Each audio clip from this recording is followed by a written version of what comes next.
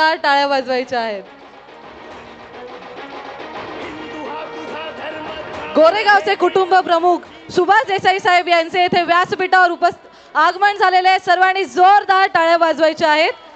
मी पुन्हा एकदा शिवसेना उपनेता राज्यसभा खासदार प्रियंकाताई चतुर्वेदी यांना विनंती करते की त्यांनी उपस्थित सर्वांना संबोधित करायचं आहे.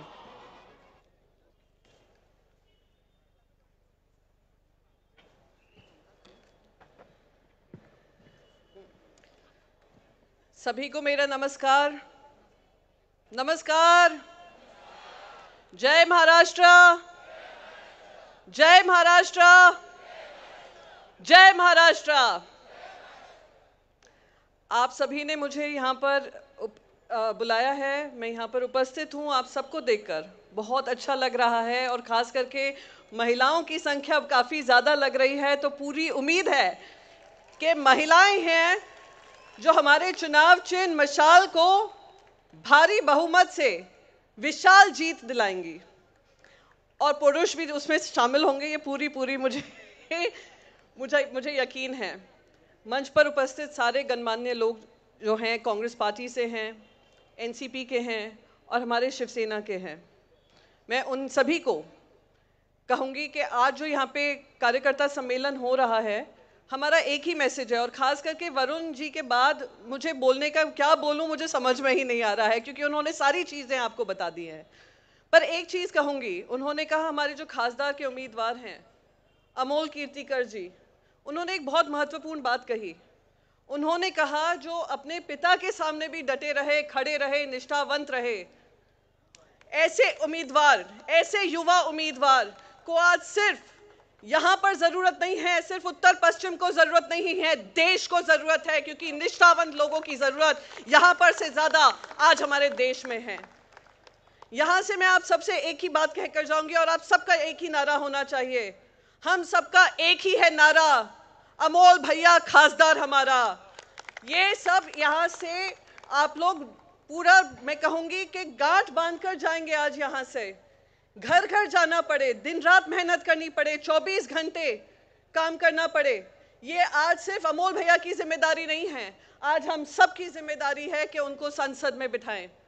और आप समझ सकते हैं कि जो इंसान ईडी से नहीं डरा, जो इंसान धमकियों से नहीं डरा, जो इंसान किसी भी तरीके से रिश्वत के माध्यम से हो या ये कहने के माध्यम से हो कि अगर आप हमारी तरफ आ जाएंगे हम सारे केसेस बंद करा देंगे, अपने पिताजी के रूप में जो उन पे प्रेशर आया होगा, उन सब से नहीं झुका. उन्होंने फिर भी अपनी आवाज़ बुलंद उठाई. उद्धव बाला साहेब ठाकरे जी के लिए आवाज़ उठाई, शिवसेना की मशाल के लिए आवाज़ उठाई. आज जब इतनी दृढ़ता के साथ हमारे साथ खड़े हैं तो आप समझ सकते हैं संसद में आकर सांसद बनकर आप सबकी आवाज़ कितनी अच्छी तरीके से उठाएंगे. और ये आप सबकी जिम्मेदारी बनती है.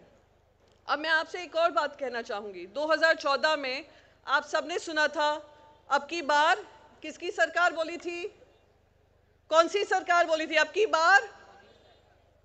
अब एक नारा 2024 में हमें देने की जिम्मेदारी है, अब की बार भाजपा तड़ी पार. भाजपा को यहीं से नहीं, उत्तर पश्चिम से ही नहीं, मुंबई से ही नहीं, महाराष्ट्र से ही नहीं, देश से तड़ी पार करना है. क्योंकि ऐसे लोग जो झूठ के आधार पे बनते हैं, जो झूठ के वजह से चुनकर आते हैं, जो झूठे वादे लाते हैं, जो झूठे इरादे लाते हैं, ऐसे लोग देश का कभी भला नहीं कर पाएंगे. और वो आप देख रहे हैं 10 साल के कार्यकाल में. 10 साल पहले क्या कहा था, बहुत हुई महंगाई की मार, और अब क्या है 2024 में, महंगाई है अपरंपार. क्या कहा था, मिटाएंगे भ्रष्टाचार. अब क्या कर रहे हैं, चंदा चोरी कर कर भ्रष्टाचार भी अपरंपार. कितना चंदा कमाओगे, कितना चंदा, कितना जनता की मेहनत का पैसा आप अपने जेबों में भरकर अमीर बनोगे.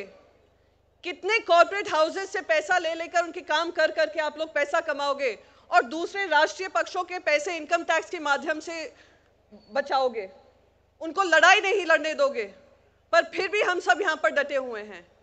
तीसरा क्या नारा था, बहुत हुआ नारी पर वार.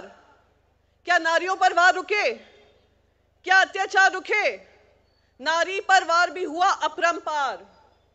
तो ये वो लोग हैं जिन्होंने झूठ के आधार पे, गुजरात मॉडल जो है एक सिर्फ और सिर्फ एक झूठ है, वो झूठ परोसकर 10 साल यहाँ पे राज किया है।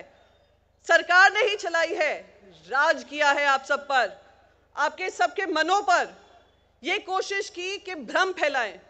अब हम सबसे मेरी एक ही गुजारिश है, ये आज से शुरुआत हुई है, चुनावी बिगुल बजा है, हम सब एक साथ मंच पे होकर एक ही बात कह रहे हैं कि इस बार ये चुनाव जो होगा भाजपा को तड़ीपार करने वाला चुनाव होगा। इसमें हम सबका योगदान रहेगा और सबसे महत्वपूर्ण है कि आप सब सिर्फ वोटर्स नहीं हैं, आप हमारे निष्ठावंत कार्यकर्ता हैं और आप सब आकर घर घर जाकर सब वोटर्स को घर से बाहर निकालेंगे और उनसे कहेंगे कि आकर मशाल के चुनाव चिन्ह पर आपको वोट डालना है। और जब यहाँ पे वोट डलेगा, जब बटन दबेगी ईवीएम पर, हाँ वही ईवीएम जिसकी ये चोरी के माध्यम से ये लोग अपनी सरकार बनाते हैं, पर उस ईवीएम पर जब आप बटन दबाएंगे उसका अलार्म बजना कहाँ चाहिए? दिल्ली में। क्या आप सब मुझे ये वादा करेंगे क्या अलार्म कहाँ बजाएंगे? दिल्ली में। वोट किसको देंगे? अमोल भैया को।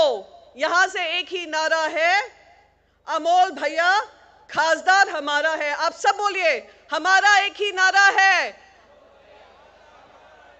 बस इन्हीं बातों से मैं अपनी वाणी को विराम दूंगी। आप सबका बहुत बहुत आभार। जय महाराष्ट्र, जय हिंद।